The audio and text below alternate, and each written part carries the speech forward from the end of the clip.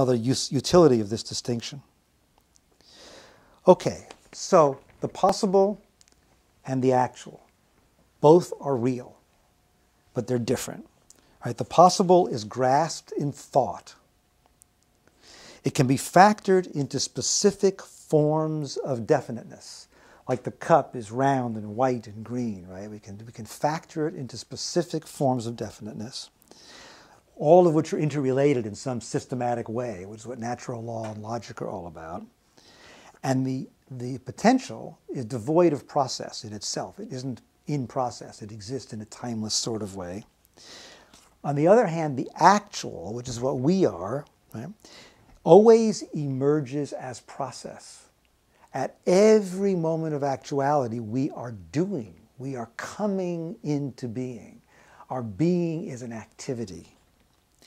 And all actuality is communal, necessarily so. To be actual is to emerge out of the past, where the past consists of a multiplicity of prior actualities. We always have to have a past to be actual. We're always in time, and we're always in space. Right? And we're always involved in networks of efficient causation.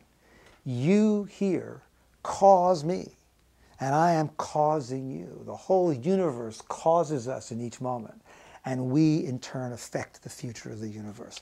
To be actual, right, is to be in time and space, to be communal, right, and to be in process. Right? Now, the process, what becomes really interesting now is to examine the process of actualization. How does it happen that we become actual moment to moment? And what can we learn about that in terms of how all entities become actual from moment to moment?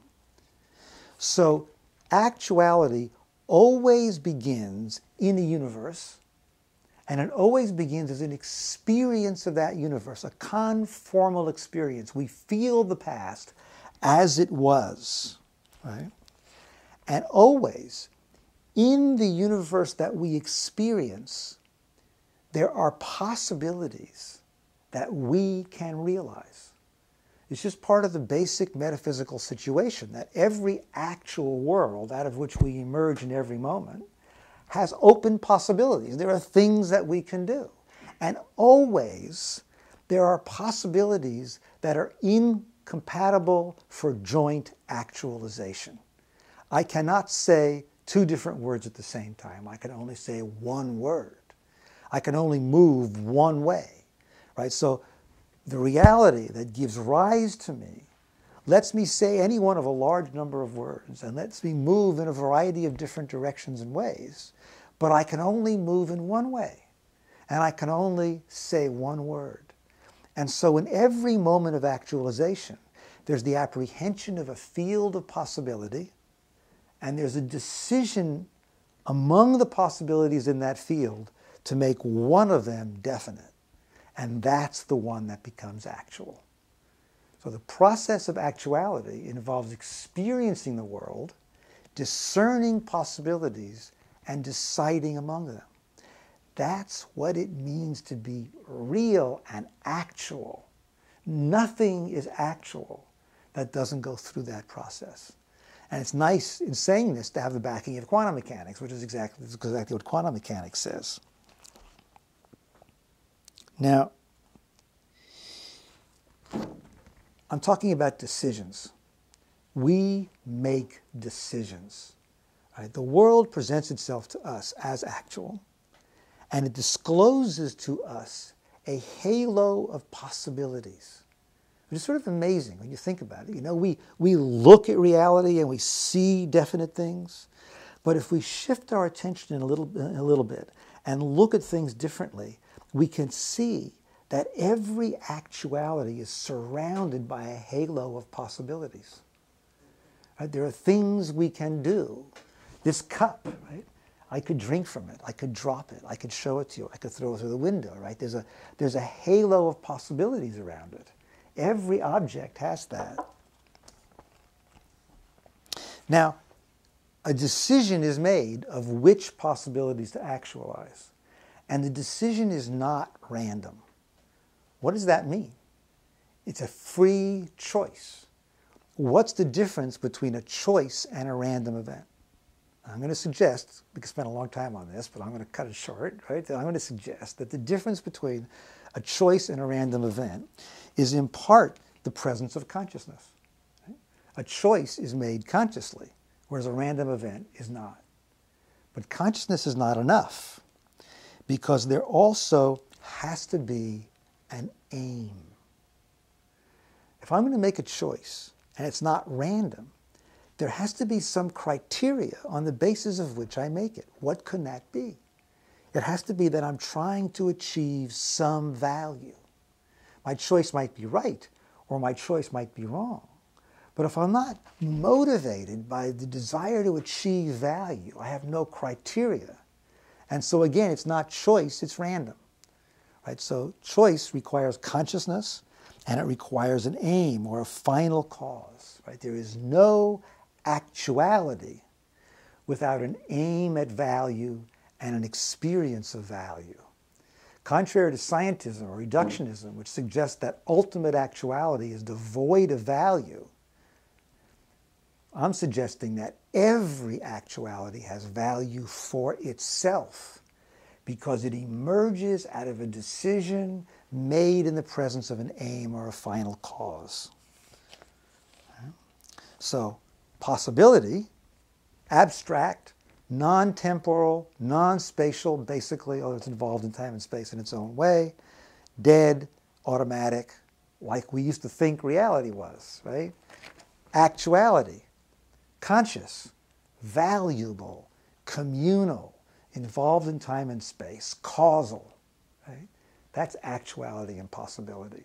This is actuality.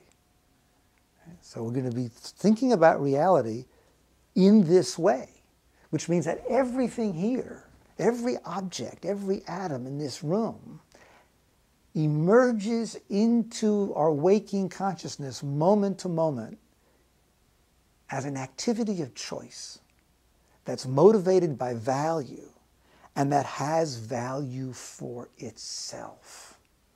The whole universe is living all the time. That's the approach that we're going to take here. And this approach is in no way inconsistent with science at all. In fact, it's very helpful in interpreting quantum mechanics, as a whole generation of physicists is learning as they read Whitehead, because most of these ideas came from. Now, I just wanted to say one more idea. I know I'm saying a lot, but this is important, and I'm going to keep it brief. We'll come back to it later.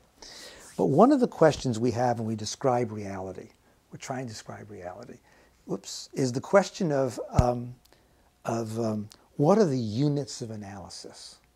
Is reality atomic or not? Are there ultimate constituents to which we can reduce reality?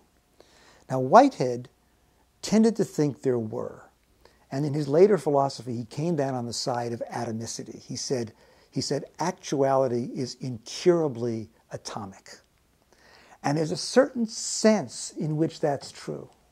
Because if we take ourselves as examples of actuality, and we feel that we, in each moment, are a drop of experience, that we take in the world, that we interpret the world, and we make decisions, and in making decisions we become actual, it has to start all over again. Each moment, each new decision.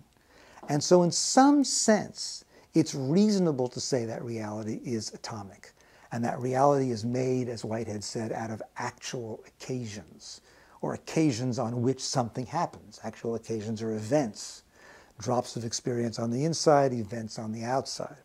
So we can say that. But at the same time, when we look at our experience, it's also continuous. We don't experience ourselves in a choppy way. We experience ourselves in a continuous way. And so there is also some element of continuity in reality. We have to have both. They have to be complementary ideas, atomicity and continuity.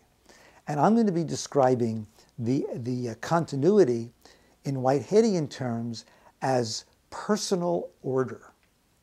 A society with personal order in Whitehead is a sequence of actual occasions in which there's one in each moment, like beads on a string. Me, and then me, and then me, and then me. That's personal order. And societies with personal order I'm going to call personalities. But what I want to point out is that, let's say, okay, I come into existence in this moment, and then I come into existence in this moment, and then in this moment. There's a sequence.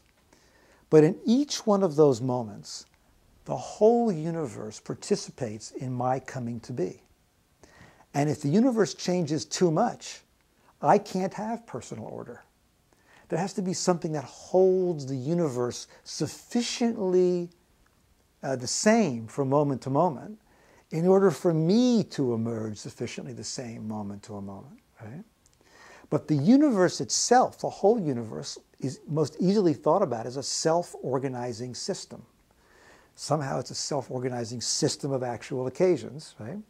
And it's the same from moment to moment. How does that work? What I'm going to suggest, and I'm going to elaborate this more in a later lecture, is that whenever there is a self-organizing system of actual occasions, it has its own consciousness in the center of it. Just as in each moment, each one of us organizes the world around our central consciousness. And our bodies are self-organizing systems that we put together. So the universe in which we participate is a self-organizing system. And what keeps a self-organizing system going is a sequence of actual occasions with personal order. So that these three terms, self-organization, atomicity, and continuity, are all complexly interrelated with each other. And we can't have any one of them without all three. This is a new idea. I just thought of it last week, but I'm very excited about it because it really helps to resolve this issue of personal identity. And we'll come back to this and talk about it later. Okay. So the overall metaphysical situation, the scientists tell us, is just dead matter controlled by mathematical laws and chance. I'm suggesting that's not it. That our overall metaphysical situation, that the reality in which we live, in every moment, involves a field of structured possibility. Right?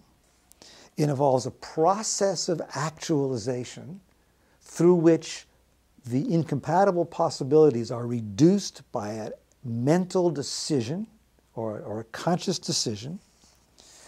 It involves some factor in reality which constantly brings forth new actual occasions, new drops of experience.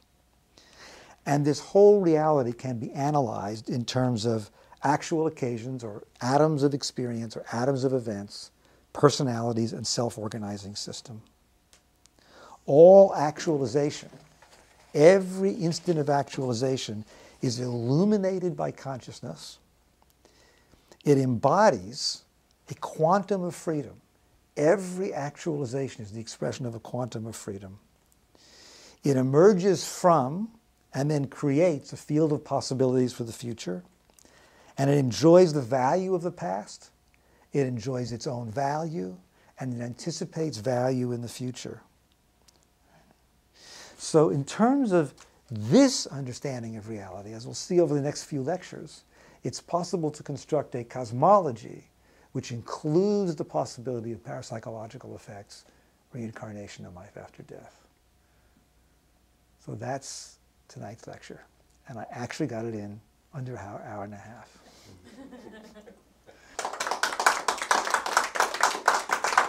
And now we actually have time to have a discussion about it, which would be really delightful. I'm just really interested in any question or comment or thought you have. I have one question. And I suppose I understood you correctly, but I want to clarify. You were talking about sets of abstractions that are adequate. Yes. No, there's an adequacy to measure falling objects, and that's a set of abstractions Yes. that Newton gave us. Yes.